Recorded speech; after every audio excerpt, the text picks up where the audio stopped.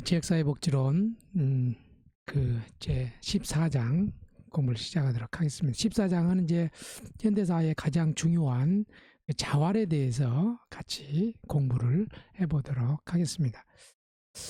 자활 사업은요, 현대에 굉장히 중요한 우리가 생산적 복지, 그다음에 참여적 복지 하면서 많은 이야기가 나왔었던 그런 내용들인데요. 자활이라는 것은 뭐 우리가 오늘 배워야 된 것처럼 그 탈빈곤을 위한 사회복지 정책으로 지역사회 차원에서 공동으로 문제를 해결하고 모색하고 자활 의지를 고취시킴으로써 지역사회의 통합과 사회적 연대를 강화하는 사업이 바로 이 자활 사업이다. 지역사회 자활은 근로능력을 가진 빈곤층에 대해 지역사회에서 노동의 기회 및 다양한 서비스를 제공함으로써 빈곤으로부터 벗어나게 하려는 일련의 과정, 또 조직적이고 체계적인 원조 활동을 바로 자활이다 보고 있고요. 지역사회가 중요한 이유는 뭐냐면 빈곤과 실업이 존재하는 구체적인 공간이기도 하며 사회적 연대가 실현되는 구체적인 공간이다. 또 지역사회의 유용한 서비스 제공 및 공공재를 공급하는 그런 측면이 있기 때문이다. 지역사회복지 실천으로서의 의의를 보면요, 지역사회복지 실천을 제도화하는 데 기여를 하는 했고요. 빈민운동으로서의 자활사업이 법 제정을 통해서 국가의 책임으로 강조가 됐고, 지역사회 자원동원 측면에서 지역자활센터를 통해서 지역사회에 있는 물적, 인적 자원을 활용을 하고, 지역사회의 역량 강화와 변화를 위한 지역사회의 어떤 조직화 사업, 저소득층으로 하여금 노동에 참여하고 지역사회 문제 해결을 위한 네트워크를 구성하는 그러한 측면이 여기 있다. 있습니다. 자활 사업의 역사를 보면요. 1999년 국민기초 생활보장법이 공포가 됐고 2000년에 자활 후견기관이 50개소가 확대가 됐고요. 그 다음에 이제 2001년 자활 후견기관이 157개로 확정이 됐고요. 지방자치단체 자활 사업의 종합평가장이 실시가 됐고 자활 후견기관이 자활 사업이 평가가 됐고 자활 근로사업의 다양한 부분에 실이 됐다. 자활 후견기관의 규모별 차등 지원 제도가 도입이 시행이 됐 확대형, 표준형, 기본형, 특화, 소규모형. 청소년 자활 지원관의 신규 지정이 한 3개 정도가 됐습니다. 2006년에 중앙자활센터가 설치가 되면서 자활 후견기관을 지역자활센터로 명칭이 변경이 됐고요. 2007년 자활급여 방안이 제정이 추진이 됐고 자활사업 프로그램 중 지역봉사가 폐지가 되는 에 따라서 인정되는 게 있었는데요. 이런 부분도 있다. 2009년은 자활 인큐베이팅 사업이 실시가 돼서 희망 리본 사업이 한 2개소가 실시가 좀 됐기도 했고요. 실시가 됐고, 그 다음에 이제 그 희망 키움 통장, 저소득층 개인 자산 형성 이런 부분들도 됐고요. 희망 리본 사업도 확대가 7개소 정도가 됐고요. 그다음 지역 자활센터의 그 사례관리 사업이 실시가 됐고, 광양 자활센터 이런 부분들, 자활 인큐베이팅 사업 같은 경우, 그다음에 이제 자활 사례관리 통합 운영 사업 같은 경우 이런 거 게이트웨이 변경이 돼서 실시가 됐고요. 희망 리범 사업이 전국적으로 확대되면서 사업이 더욱더 확대되는 그런 측면들이 좀 있었습니다. 자활 사업은 이런 부분들이 있다는 거 여러분들이 좀 이해하시면 좋겠고요. 자활 사업의 또 역사를 쭉 보면요. 2014년 광역자활센터 확대가 설치가 됐고 희망 리범 사업이 고용노동부로 이관이 되면서 자활 장려금 사업이 종료가 됐고 2017년도에는 시간제 자활 근로 및 예비 자활 기업이 도입이 됐고요. 2018년도에는 근로 빈곤층 취업 우선 지도가 개선이 됐고 2019년은 자활 장려금이 제시되는 그런 측면들이 있게 있었습니다. 자활 사업은 보시는 것처럼 중앙자활부터 시작해서 광역자활센터, 지역자활센터까지 이렇게 쭉 연계가 됐는데요. 보면은 보건복지부, 시도, 시군구, 읍면도까지 이렇게 고용노동부와 연계해가지고 하는 부분들을 여러분들이 보실 수. 그 다음에 이제 오늘 보시면은 여기에 따라서 뭐 자활 정책이 다양하게 있어요. 그런 부분들을 한번 여러분들이 참조를 하시면 자활사업의 대상자는요, 조건부 수급자, 근로 능력이 있는 수급자 중 자활사업 참여를 조건으로 생계급여를 받는 사람, 그 다음에 자활급여 특례자, 또 일반 수급자, 급여 특례 가구원, 차상위 계층, 또 시설 수급자, 이런 사람 순으로 이렇게 쭉 이루어지는 거. 1번은 이제 우선적 의무 참여고요. 그 다음에 2번과 6번은 희망입니다. 수급자 같은 경우는 1, 2, 3 정도 되고 참여 우선순위는 1, 2, 3, 4, 5, 6 순으로 쭉 그 가는 것들을 여러분들이 좀 이해를 하시면 되겠습니다. 그 다음에 오늘 보시면은 다음에 이제 자활 관리는 의미는요, 게이트웨이 어떤 뭔가 탈출구적인 그런 측면, 이런 과정을 포함하여 참여자에게 근로의 기회를 제공하고 취업 알선 등 자활 프로그램 지원과 참여자의 자활 프로그램 수행, 모니터링 및 사후 평가 등 지역 자활센터에서 자활 참여자의 자립을 위해 수행하는 모든 과정입니다. 예전은 이것을 뭐 자활 인큐베이팅이다 이런 식으로도 이야기했거든요. 자활 사업에 참여 전 진입 과정인데 자활 사업 참여자의 욕구나 적성, 능력, 여건에 따라서 개인별 맞춤형 자립 계획 및 경로 제공과 적절한 자활 프로그램 연계로 효과적인 자립을 지원하는 경로 설정 프로그램이다. 이렇게 게이트웨이 과정 설치 및 추진 과정을 보면요.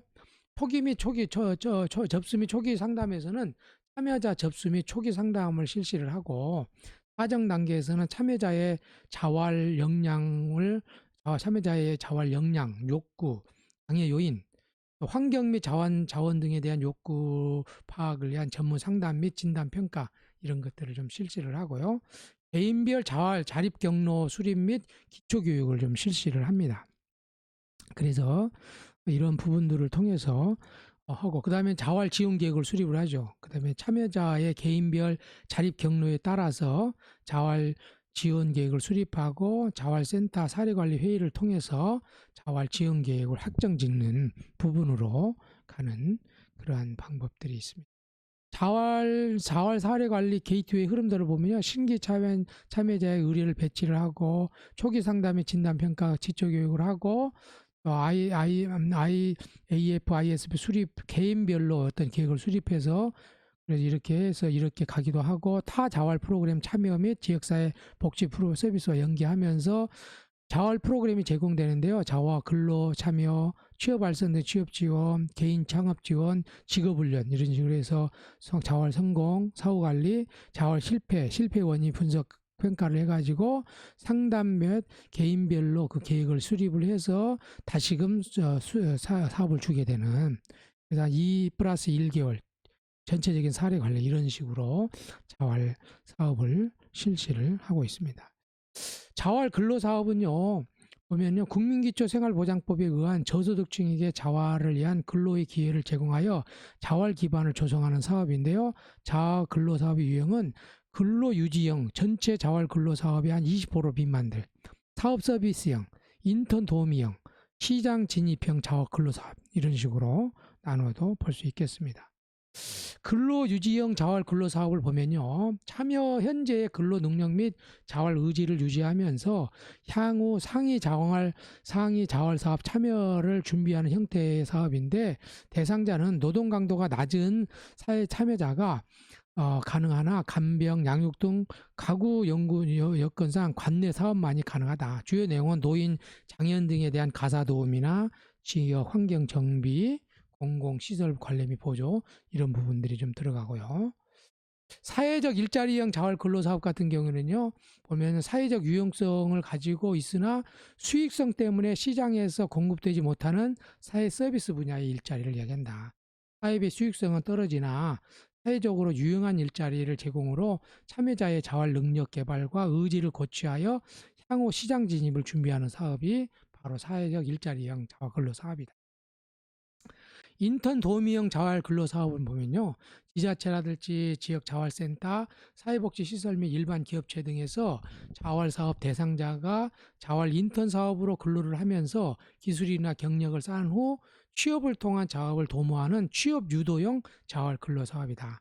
인턴형 같은 경우는 자활 유도를 용이한 기술을 습득이 가능한 업체에서 인턴으로 근무하는 형태고요. 복지도우미형 같은 경우는 사회복지 담당 공무원 업무 보조라든지, 자활 도우미형 같은 경우는 자활 사업 실시기관 사업 담당자 업무 보조, 사회복지시설 도우미형 같은 경우는 사회복지시설 보조 인력, 이런 쪽으로 인턴형으로 쓰기도 합니다.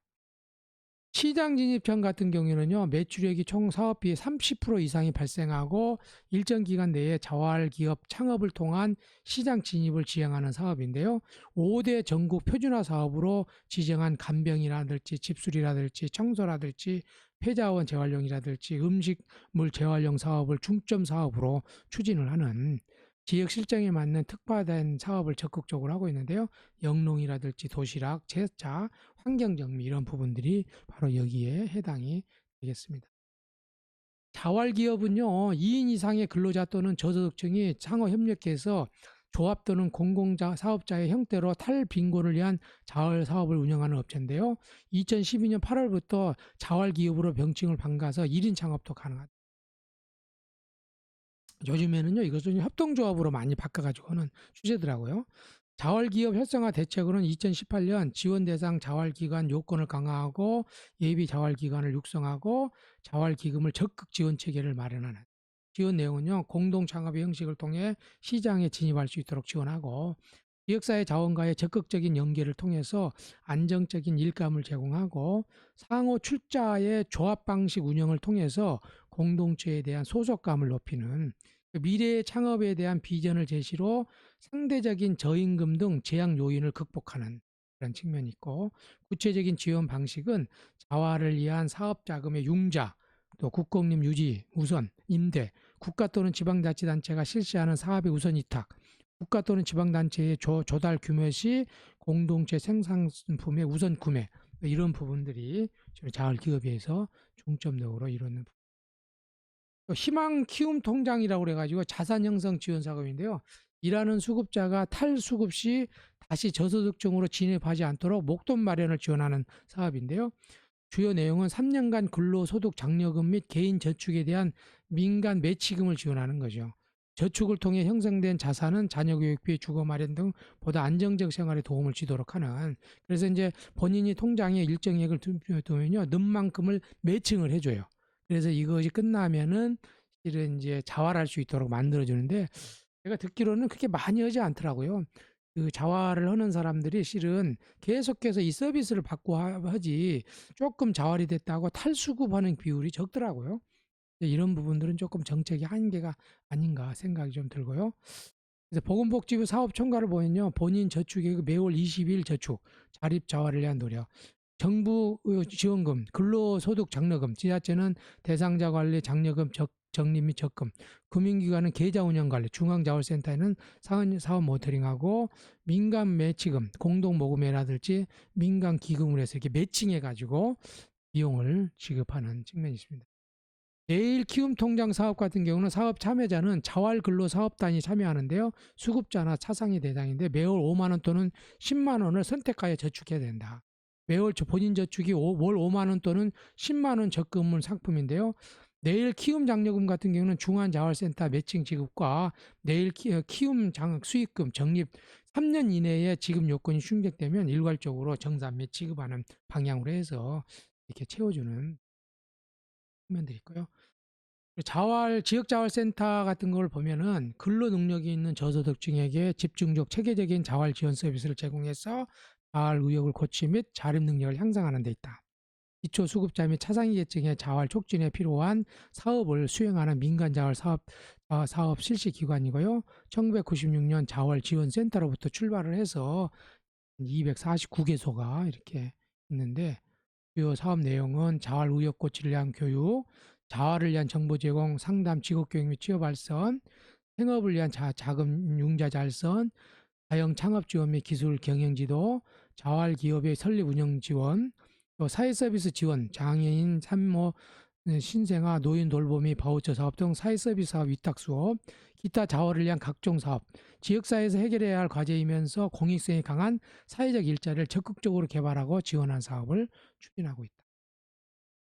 지역 자활센터의 운영 원칙을 보면요. 참여 주민 고유성과 존엄성의 원칙, 주민 자발성의 원칙, 독립성의 원칙, 독립된 행정체계와 운영체계를 가지고 기준시설 확보의 원칙, 종합적인 서비스 제공에 적합한 일정한 규모의 기준시설을 확보하고 전문가에 의한 사업 수행의 원칙, 지역 현장 경험을 갖춘 전문적이고 헌신적인 인력을 수행하는 것, 지역사회 재반 자원 활용의 원칙, 사업 실행 평가의 원칙, 이런 것들이 원칙이고, 광역 단위의 어떤 자활센터를 보면요.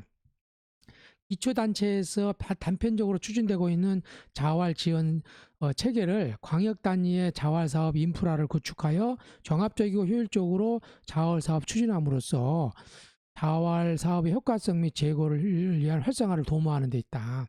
광역 단위 공동사업 추진, 지역 자활사업 네트워크 구축 등을 통한 지역 내 자활사업 활성화를 위한 다각적인 사업을 추진하고 다양한 자활 정보 제공 및 전문적 체계적인 교육 훈련으로 창업 취업 능력 배양하여 센터별 구체적인 자활 성공 사례를 배출하는. 그래서 이제 법적 근거는 국민기초생활보장법 2019년 약 14개 정도 이렇게 설치가 되어 있고, 중앙자활은 자활 지원 체계의 총괄 및 조정 및 자활 사업 직간접 참여 기관 간의 협력 네트워크 구축을 통하여서 자활 지원 사업의 전문성 및 효율성을 제고하는데요. 자활 지원을 위한 조사, 연구, 교육 및 홍보 사업, 자활 지원을 위한 사업의 개발 및 평가, 그래서 이렇게 중앙자활, 광역자활, 지역자활로 이렇게 쭉 가는 형태를 띠고 있습니다.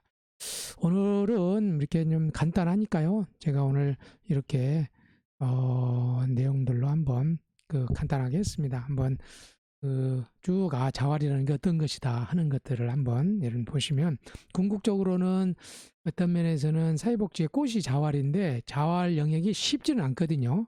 그래서 이제 실은 기술이나 이런 것보다는 그 자활을 하는 사람들의 자활 의지 이런 것이 굉장히 어렵다고 그러더라고요. 네, 그런 부분들을 어떤 식으로 해서 자활 의지를 고쳐서 할 것인가, 이것이 굉장히 중요한 관건이 아닌가. 네, 오늘 여기까지 수고하도록 하겠습니다. 수고하셨습니다.